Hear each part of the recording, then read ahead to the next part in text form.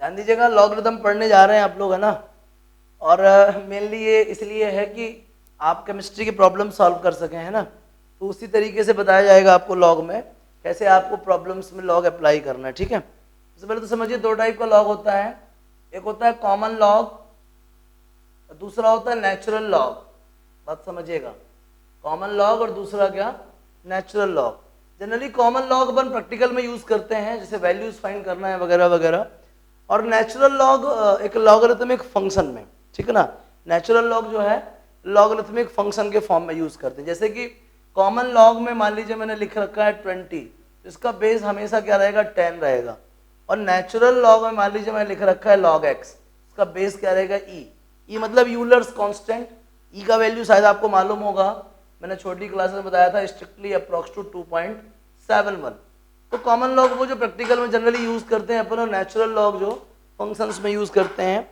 और इसी को अपन ln x भी बोलते हैं। बहुत लोग परेशान हो जाते हैं, ये ln x भी कहलाता है, natural log of x, natural log of x। बात समझिएगा, इसमें कुछ बेसिक फॉर्मूले हैं जो आपको यूज करने हैं।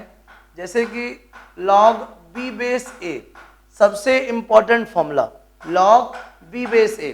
क्या होता है log b base a? log b base a का फॉर्मूला होगा log of b upon log of a। यहाँ पे आप बेस कुछ भी यूज कर सकते हैं, c भी लिख सकते हैं, e भी लिख सकते हैं, आपकी मर्जी है, कोई जबरदस्ती नहीं है उसमें। तो log b बेस a का फॉर्मूला क्या, log of b base c and log of a base c। या ऐसे याद रखो सीधे सीधे, log b upon log a, कोई भी कॉमन बेस आप वहां पे यूज कर सकते हैं, समझिएगा। दूसरे नंबर पे log of m into n, तो क्या आएगा, log of m into n का formula log of m plus log of n। आगे समझिएगा, log of m divide by n क्या आएगा, log of m minus log of n। जैसे कि log m to the power n क्या आएगा, n log of m। आगे समझिएगा, इसके बाद जैसे आता है log of a base a, ये कितना होगा भाई, 1। कैसे, फॉर्मूला पढ़ रहे हो ना आप, log b base a। log b base a का फॉर्मूला क्या होगा, log of b upon log of a। तो जब आप log a बेस a पढ़ोगे तो फॉर्मूला क्या आएगा, log of a upon log of a। Cancel हो जाएगा, क्या बचेगा, 1। फिर क्या लिखा अपन ने, log a base 1 by a। log a base 1 by a क्या आएगा, -1 आएगा। ये कैसे हुआ भाई, log a upon log 1 by a। 1 by a को लिखूंगा मैं a इनवर्स, a इनवर्स मतलब log m to the power n। Formula क्या होता है, n log m minus log a, minus log a plus log a cut जाएगा। ज्यादा है तो आपको मैं करके दिखा देता हूँ, log a base a inverse 1 by a को क्या लिखूंगा मैं, a इनवर्स लिखूंगा log of a upon log m to the power n। तो n log m, log a cut जाएगा, क्या बचेगा, -1। आया ना समझ में। इसको आप ऐसा भी लिख सकते हो, log of 1 by a base a, ऐसे भी लिख सकते हो, समझ रहे ना। log लिखा है वो log, परेशान ना होना। आगे समझो, अगर आपको ऐसा कुछ मिल जाए a to the power log of x base a, मतलब क्या हुआ कि log का बेस और एक्सपोनेंशियल बेस अगर दोनों सेम है तो रिजल्ट के तौर पे क्या आएगा, x। अगर log का बेस और एक्सपोनेंशियल बेस दोनों अगर सेम है तो रिजल्ट के क्या बचेगा, x बचेगा। क्या बचेगा, x। आगे समझ लो, एक दो और फॉर्मूले, a to the power log of c base b is equals to c to the power log of a base b। याद रखें, ये ट्रांसफॉर्मेशन भी आपको देखने को मिलेगा, a to the power log of c base b और c to the power log of a base b। ये ट्रांसफॉर्मेशन भी अपन प्रॉब्लम्स में यूज कर सकते हैं। तो इस तरीके 1 2 3 4 5 6 7 8, ये 8 फॉर्मूले आप जो है नोट करके रखिए। ये सारे फॉर्मूले आपको केमिस्ट्री वगैरह के प्रॉब्लम सॉल्व करने में बहुत ज़्यादा हेल्प करेंगे, है ना। जनरली मैथ्स वालों को तो ये सब आता है, बायो वालों को थोड़ी मुश्किल जाती है, ठीक है ना। हालांकि फिजिक्स में सब कुछ पढ़ाया गया है, क्लियर है। छापिए स्पीड से और बात करते हैं। हम जब बार बार कह रहे थे कि हम इसलिए पढ़ रहे हैं क्योंकि हमें केमिस्ट्री के प्रॉब्लम सॉल्व करने हैं, बात को समझिएगा। होता क्या, एक्चुअल में कॉमन लॉग जो है वो बेस 10 के लिए होता है और नेचुरल लॉग में बेस e होता है, और हमको जो है प्रैक्टिकल वैल्यू फाइंड करनी है। तो ऑपरेट तो हमें इन्हीं फॉर्मूले की हेल्प से करना है, लेकिन वैल्यू कैसे फाइंड करते हैं इस बात को फोकस करें। सबसे पहले तो ये ध्यान दीजिए, कुछ और ट्रांसफॉर्मेशन, जैसे कि मेरे पास लिखा है log of x base e is equals to 2। समझना, log of x base e is equals to 2 लिखा है। समझिए कैसे करेंगे। log of x upon log of e is equals to 2। log of x is equals to 2 log of e। log of x is equals to n log m, तो log m to the power n। अब ये भी log x is equals to E square, x is equals to क्या आएगा E square. क्या समझा आपने? log of x is equals to अगर 2 है तो x इक्वल क्या होगा, ये जो log बेस है ये क्या बन जाएगा, एक्सपोनेंशियल बेस बन जाएगा। क्या होता है जब log हटता है तो log बेस क्या बन जाता है, एक्सपोनेंशियल बेस बन जाता है। क्या बन जाता है, एक्सपोनेंशियल बेस बन जाता है। समझ में आ गया? अगर log of x base e is equals to 2 लिखा है तो जब log हटेगा तो ये log बेस क्या बन जाएगा, एक्सपोनेंशियल बेस बन जाएगा। समझ गए ना? ये भी आपको बहुत हेल्प करता है, बिना log लिए और आप प्रॉब्लम को सॉल्व कर सकते हैं। समझ गए ना? चलिए, एक तो ये हो गया, और आगे आइए। मान लीजिए ऐसा कुछ बोलूं मैं कि हमारे पास वैल्यू है log ऑफ 27 की वैल्यू बताइए आप। होता क्या एक्चुअल में, जो क्वेश्चंस आते हैं एग्जाम में जो क्वेश्चन आते हैं उनमें ना log का वैल्यू दिया रहता है। हो सकता है आपको log 2 दिया रहे, तो खैर आपको log 1 log 2 वगैरह याद रखने चाहिए। समझिएगा, ये कुछ वैल्यू जो है आपको ये रटनी पड़ेंगी, है ना। log 1 log 2 log 3 log 4 log 5, ये वैल्यूज आप याद कर लीजिए, ठीक है ना। log 1 का वैल्यू जैसे 0 होता है, log 2 का 0.3010 होता है, log 3 का वैल्यू क्या होता है बताइए, log 3 का वैल्यू होता है 0.4771, ठीक है ना। log 3 का हो गया, और 4 का वैल्यू क्या होगा, 2 टाइम्स ऑफ log 2 मतलब 0.3010, है ना। तो कितना आ जाएगा 0.6020। 5 का आपको याद करा देते हैं, 6 में आएगा log 2 प्लस log 3, तो log 2 का वैल्यू कितना है 0.3010, और 3 का कितना है 4771। इसको ऐड कर लीजिए तो log 6 कितना आ गया 1877, ठीक है ना। log 6 आ गया। तो इस तरीके से आप जो है ये वैल्यू जो है रट लीजिए। log 1 का वैल्यू 0 होता है, log 2 का वैल्यू 0.3010 होता है, log 3 का 0.4771 होता है, log 4 का 0.6020 होता है, log 5 का मुझे याद नहीं है, मैं देख के बताता हूँ, और log 6 का वैल्यू 0.7781 होता है, ठीक है ना। log 5 देख लीजिए, log 5, तो 5 का वैल्यू कितना आ जाएगा, 5 का वैल्यू आएगा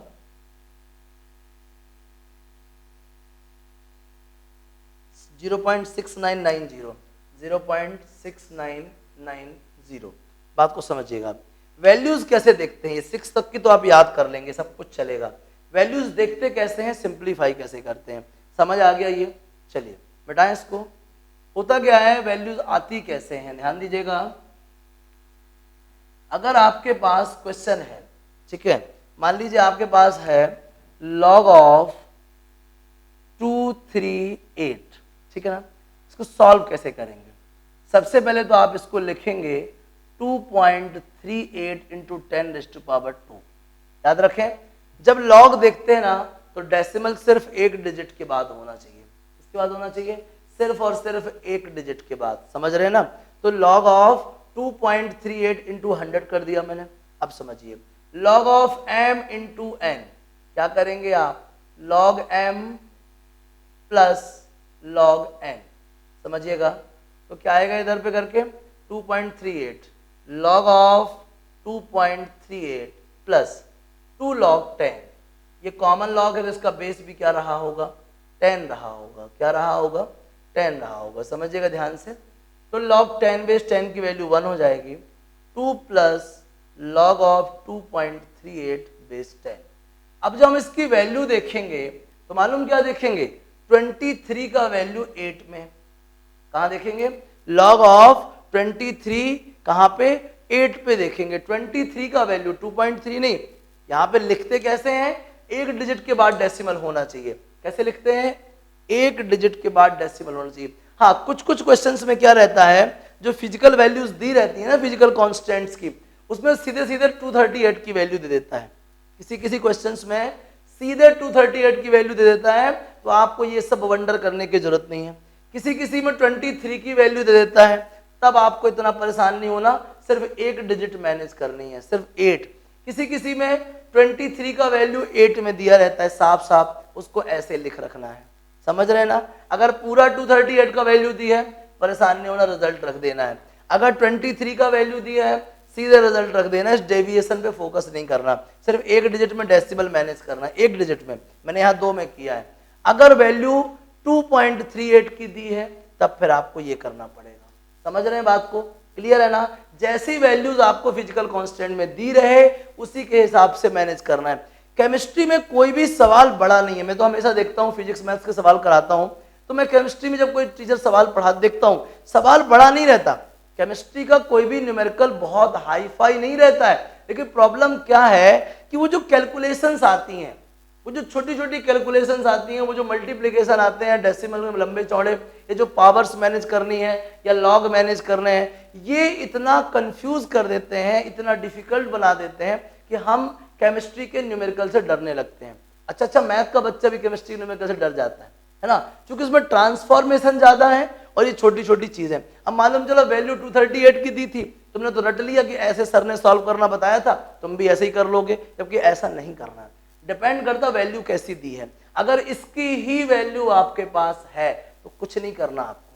अगर 23 की वैल्यू है तो इंटू 10 टू द पावर 1 करेंगे। अगर 2.38 की है तब फिर ऐसा करेंगे। और जनरली अगर आपको पूरी की पूरी टेबल छाप दिया है पेपर में, तो फिर आपको ऐसे करना है। लॉग को ऑपरेट करने के लिए जो वैल्यू है उसमें डेसिमल सिर्फ और सिर्फ एक डिजिट के बाद होना चाहिए। ये कॉमन बात है, एक डिजिट के बाद डेसिमल होना चाहिए। मैंने कर दिया। अब जब आप टेबल उठा के देखोगे तो टेबल में आप देखोगे 23 की वैल्यू 8 में। चलिए, मेरे पास ये एक लॉग टेबल है, मैंने ले रखी थी ताकि आपको बता सकूं। ये लॉग टेबल है, जहां तक आप इसको देख पा रहे होंगे लॉग टेबल। इस लॉग टेबल में अगर आप अच्छे से देख रहे होंगे, है ना, शायद आपको दिखाई ना दे रहा हो, ये जो लॉग टेबल है, इस लॉग टेबल में इस वाले कॉलम में वैल्यूज दी हैं, ठीक है ना। हालांकि इसमें तो 10, 11, 12, 14 लिखा है वगैरह वगैरह, अपन ने डेसिमल की बात सेट करी है, इसके चक्कर में नहीं पड़ना, डेसिमल की बात ही सेट करनी है। और उधर पे लिखा है ना 23 का वैल्यू 8 में, तो अगर आप इस टेबल में देखेंगे तो इस टेबल में नीचे की तरफ 23 दिया है, ये दिया भैया 23। अब 23 को देखो पहले 0 में, फिर 1, 2, 3, 4, 5, 6, 7, 8। ये 8 में दिख रहा है 3766। क्या दिख रहा है? 3766। तो जो इस log 23 की वैल्यू 8 में दी है, वो क्या दी है? 3766। तो लिखते हैं डेसिमल के बाद। लॉग देखते कैसे हैं? एक डिजिट के बाद डेसिमल होना चाहिए, और लिखते कैसे हैं? डेसिमल के बाद। तो डेसिमल के बाद इसकी वैल्यू क्या थी? 3766। तो आंसर क्या आ गया मालूम आपको? आंसर आ गया 2.3766। ये आ गया log 238 का वैल्यू। क्या प्रॉब्लम लग रही है आपको? बोलिए। अगर सीधे सीधे ये वैल्यू गिवन होती तो घबराने की जरूरत ही नहीं है, लेकिन अगर आपको वैल्यू फाइंड करनी है तो इस तरीके से एक्सप्रेस करिए। एक डिजिट के बाद ही डेसिमल होना चाहिए, एक डिजिट के बाद ही डेसिमल होना चाहिए। लेकिन जब वैल्यू चेक करेंगे तो कैसे चेक करेंगे? वैल्यू चेक करेंगे 23 की वैल्यू 8 में। तो मैंने 23 की वैल्यू 8 में आपको टेबल में दिखाई थी बुक के थ्रू, और ये वैल्यू पुट कर दी, आंसर आ गया। समझ में आ गया? इस तरीके से आप लॉग की वैल्यू फाइंड कर सकते हैं। समझ आ गया बढ़िया से? तो लॉग अपन कब देखते हैं? एक डिजिट के बाद डेसिमल हो, और रखते कैसे हैं? डेसिमल के बाद रखते हैं। आ गया समझ में? इस तरीके से आप वैल्यू को फाइंड कर सकते हैं। मैं एक दो और करता हूं आपके सामने, मिटाएं इसको, एक आध और बताते हैं कैसे और फाइंड करना है, ठीक है ना। तो टेबल की हेल्प से ऐसे फाइंड करना है, और बाकी ये कुछ वैल्यूज याद करनी है 1, 2, 3, 4, 5, 6, 7 तक की, है ना। 1 से 7 याद कर लो, बाकी मैक्सिमम आप बना लोगे, है ना। 1 से 7 याद कर लो, 1 का वैल्यू, 2 का वैल्यू, 3 का वैल्यू, 4 का वैल्यू, इनको याद कर लो बढ़िया से। समझना। एक और अच्छा क्वेश्चन दे रहे हैं, log ऑफ 3192, ठीक है। समझिएगा क्या लिखूं मैं, जल्दी से इसको बताओ। log ऑफ 3.192, कितना डिजिट फॉरवर्ड गया मैं? 3 डिजिट। क्या लिख दूं इसको? 10⁻³ सॉरी बैकवर्ड गया। log of 3.192 plus log of 10⁻³ base सबके 10 है, log of m into N, क्या था फॉर्मूला m इंटू एन का, log m plus log of n, आगे समझो, log of 3.192 base 10 plus log m to the power n, तो n log m, a base a 1 हो जाएगा, 3 प्लस, अब देखिए log की वैल्यू देखनी है 31 की 9 में और फिर डेविएशन देखना है 2 में। ध्यान दीजिएगा 31 की वैल्यू 9 में, ये अगर आप देख पा रहे होंगे तो इधर पे 31 लिखा है, 31 की वैल्यू अपन को देखनी है 9 में, देखो 0 1 2 3 4 5 6 7 8 9, तो 9 में आ रहा है 5038, फिर उसके बाद देखना है 2 में, तो 2 में आ रही है 3, तो 5038 प्लस 3 क्या आएगा 5041, क्या आएगा 5041, तो पॉइंट के बाद लिखते हैं 5041, आंसर क्या आ गया 3.5041, ये आगे भी लॉग 3192 का वैल्यू, क्या समझ नहीं आया, बन जाएगा। इस तरीके से आप लॉग को जो है सॉल्व कर सकते हैं। और ज्यादा लग रहा है आपको तो एक काम कीजिएगा, इतना मेरे बताने के बाद आप स्पेशली लॉग वाले सवाल सॉल्व कीजिएगा, और लॉग वाले सवाल सॉल्व करने के बाद मुझे मेरे अकाउंट पे व्हाट्सएप कर दीजिएगा अपने क्वेश्चंस को, मैं देखूंगा आपने सही से ऑपरेट किया है कि नहीं किया है, क्योंकि मैं गारंटी के साथ बता रहा हूं खूब लॉग सीखें, जो छोटी छोटी मिस्टेक्स होती हैं वो नहीं जाती है ना। आप भले बहुत बड़े मैथमेटिशियन हो लेकिन छोटी छोटी गलतियां ही केमिस्ट्री में होती हैं, तो घबराना नहीं है। मैंने आपको लॉग की जो कहानी थी वो बता रखी है, आप इसकी हेल्प से अपने सवाल सॉल्व करने की कोशिश कीजिए। आप जिस लेवल पे कर पाएं वो क्वेश्चन तुरंत उठा के मुझे फॉरवर्ड कर दीजिए, मेरे व्हाट्सएप अकाउंट पे कर दीजिए, मैं उसको चेक करता हूं कि आपने क्या गड़बड़ करी है और तुरंत उसको करेक्ट कर देता हूं। समझ आ गया, बढ़िया है ना, अच्छा आइडिया है, आपकी गलतियां होना बंद हो जाएंगी। इसको नोट कर लीजिए, जो मैंने फॉर्मूले लिखा है वो फॉर्मूले रटिए, बार बार रिवाइज कीजिए और प्रॉब्लम में अप्लाई करिए। आ गया समझ में, चलिए नोट कर लीजिए प्लीज।